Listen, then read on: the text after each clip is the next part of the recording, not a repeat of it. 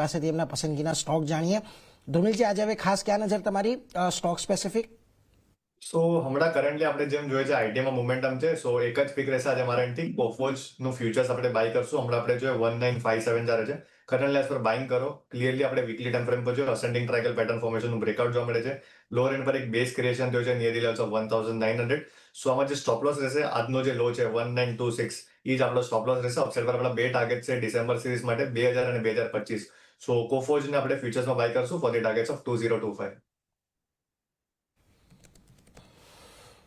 એટલે જો કોફોર્જ પર અહીંયાથી એક પસંદગી બનતી દેખાઈ રહી છે. 2025ના ટાર્ગેટ, 1926નો સ્ટોપ લોસ રાખો. અહીંયાથી ખરીદદારીની સલાહ. આઈટીમાં જે પ્રકારે આપણને એક્શન બનતું જોવા મળી રહ્યું છે એટલે એના પર એક નજર ખાસ કરીને રાખીશું. પરંતુ